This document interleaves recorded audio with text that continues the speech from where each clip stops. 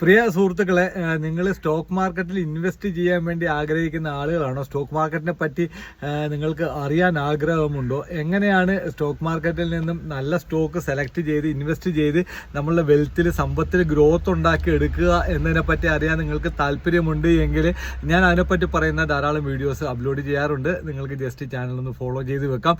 അപ്പോൾ ഞാൻ ഇന്നിപ്പോൾ ഈ വീഡിയോയിൽ പറയാൻ ശ്രമിക്കുന്നത്, ശരിക്കും പറഞ്ഞാൽ നമ്മൾ സ്റ്റോക്ക് മാർക്കറ്റിൽ മ്യൂച്വൽ ഫണ്ട് വഴിയും ഇൻവെസ്റ്റ് ചെയ്യാം, ഡയറക്റ്റ് സ്റ്റോക്കിലും ഇൻവെസ്റ്റ് ചെയ്യാം. ഡയറക്റ്റ് സ്റ്റോക്കിൽ ഇൻവെസ്റ്റ് ചെയ്യുകയാണെന്നുണ്ടെങ്കിൽ നമ്മൾ ശകല കുറച്ചൊന്നും മെനക്കെടേണ്ടതുണ്ട്. നമ്മൾ സ്റ്റോക്കുകളെ പറ്റി ഒന്ന് പഠിക്കേണ്ടതുണ്ട്. എസ്പെഷ്യലി ഫണ്ടമെന്റൽസ്, സ്റ്റോക്കുകളുടെ ഫണ്ടമെന്റൽസ് നമ്മൾ നല്ലപോലെ മനസ്സിലാക്കണം. അതിന്റെ ടെക്നിക്കൽ വശങ്ങൾ നോക്കിയിട്ടൊക്കെയാണ് ഇൻവെസ്റ്റ്മെന്റ് ചെയ്യുക. അപ്പോൾ അതിന്റെ ഫണ്ടമെന്റൽസിനെ പറ്റി പറയുന്ന കുറച്ച് വീഡിയോസ് ഞാനിപ്പോൾ യൂട്യൂബിൽ അപ്ലോഡ് ചെയ്യുന്നുണ്ട്. അപ്പോൾ അതിൽ പ്രധാനപ്പെട്ട 1-2 ഫണ്ടമെന്റൽസ് ആണ്. ഒന്ന് PE റേഷ്യോ എന്ന് പറയുന്നത്, അതിനെപ്പറ്റി ഒരു വീഡിയോ ഓൾറെഡി അപ്ലോഡ് ചെയ്തിട്ടുണ്ട്. പിന്നെ ഒരു പ്രധാനപ്പെട്ട സംഗതിയാണ് ROE എന്ന് പറയുന്നത്, റിട്ടേൺ ഓൺ ഇക്വിറ്റി എന്ന് പറയുന്ന ഒരു ഫണ്ടമെന്റൽ ഫാക്ടറാണ് ROE.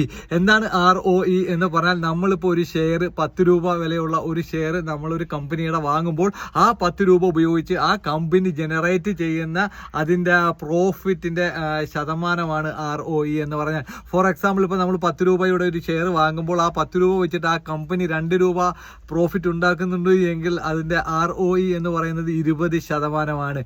ഏകദേശം ഒരു 15% മുതൽ 20% വരെയൊക്കെ ഉള്ള ROE ഉള്ള കമ്പനികൾ അത്യാവശ്യം നല്ല പ്രോഫിറ്റ് ജനറേറ്റ് ചെയ്യുന്ന കമ്പനികളാണ് എന്നാണ് പൊതുവെ പറയാറുള്ളത്. അപ്പോൾ ഈ ROE എന്നുള്ളത് വളരെ പ്രധാനപ്പെട്ട ഒരു സംഗതിയാണ്. വാരൻ ബഫറ്റിനെ പോലെയുള്ള സ്റ്റോക്ക് മാർക്കറ്റിലേക്ക് അതികായകന്മാർ, ഇന്റർനാഷണൽ ലെവലുള്ള അതികായകന്മാർ, സ്റ്റോക്ക് മാർക്കറ്റിൽ നല്ല രീതിയിൽ ഇൻവെസ്റ്റ് ചെയ്തിട്ടുള്ള ആളുകളൊക്കെ തന്നെ വളരെ പ്രധാനപ്പെട്ട ഒരു ഫാക്ടറായിട്ടാണ് ഈ ROE കണക്കാക്കപ്പെടുന്നത്.